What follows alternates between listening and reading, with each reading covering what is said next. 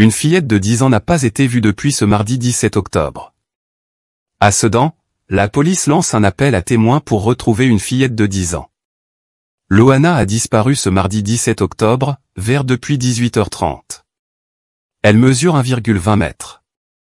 Au moment de sa disparition, la fillette était vêtue d'un pantalon gris et d'un manteau noir sur une veste rose. Elle porte des baskets blanches et un sac à dos, ainsi qu'un bandeau blanc dans les cheveux.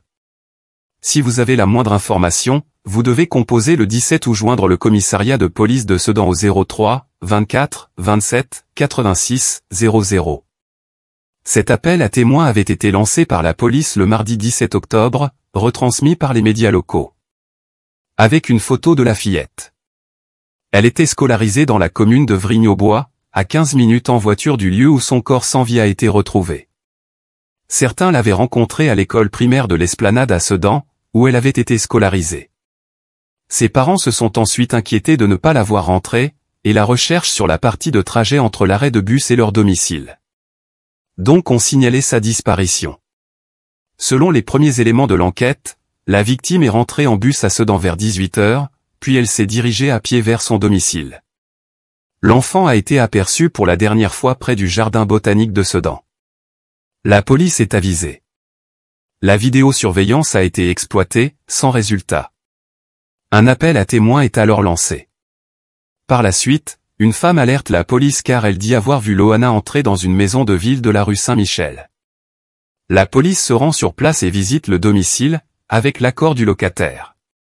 C'est là qu'il découvre le corps dénudé et présentant des traces de violence, dans une cave. Un lieu situé en plein centre de la commune, à quelques pas des boucles de la Meuse et à 300 mètres du château fort. Un riverain contacté par France 3 Champagne-Ardenne raconte le choc et l'émotion qui s'emparent du quartier. La police est intervenue vers 20 h. Une patrouille est venue, appelée par un habitant, puis plusieurs voitures sont arrivées, ils ont interpellé un homme dans un ancien bar du quartier. Il a été placé en garde à vue. On a vu la scène, car notre commerce est situé à 25 mètres des lieux. Le quartier est bouclé. On est sous le choc. La gamine est du quartier, je la voyais tous les jours.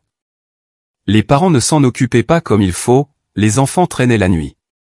La personne soupçonnée de l'avoir tuée habite ici depuis 2 mois, elle est connue pour boire, même si cet individu avait l'air calme, mais on ne sait jamais.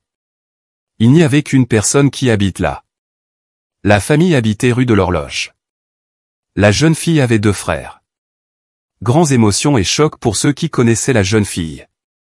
Pauvre Loana, elle était super gentille comme gamine, très discrète à l'école, on ne l'entendait pas du tout, j'espère que la justice sera faite. Repose en paix ma douce, peut-on lire par exemple sur une publication Facebook signée d'Alexandra. La scène de crime, située dans le bar sedanais du 21 rue Saint-Michel, un établissement fermé, transformé en habitation, était encore figée vers 22h40 le soir du drame, mercredi 18 octobre. Les secours sont nombreux sur place. Les enquêteurs de l'identification criminelle doivent tenter de trouver des indices, leur présence a duré une partie de la nuit. Au lendemain de la découverte du corps, une cellule psychologique a été mise en place au collège Pasteur de Vrigne-aux-Bois, où était scolarisée la jeune fille. Une manifestation de solidarité a eu lieu ce jeudi 19 octobre vers 14h30. Le parquet de Charleville-Mézières, Ardennes, annonce ouvrir une enquête pour meurtre et viol sur mineurs de moins de 15 ans. Voici ce que l'on sait, à l'heure actuelle, qu'une constitution a été déjà en cours, ce jeudi 19 octobre, en début d'après-midi. Jusqu'à 200 personnes se sont rassemblées autour des lieux du drame, le principal suspect du meurtre de Loana à Sedan est de retour sur le lieu de crime rue Saint-Michel. Une reconstitution a lieu depuis 14h30. Le quinquagénaire suspecté est arrivé avec des menottes au poignet. On peut voir la foule injurie le suspect en criant bordure. L'individu interpellé est placé en garde à vue, il s'agit d'un homme de 57 ans, s'appelle Jean-Baptiste M, français, connu au TAJ, de fait, droit commun et délit routier, indique une source policière. Découverte enveloppée dans un drap, la victime était nue et présentait des traces de violence.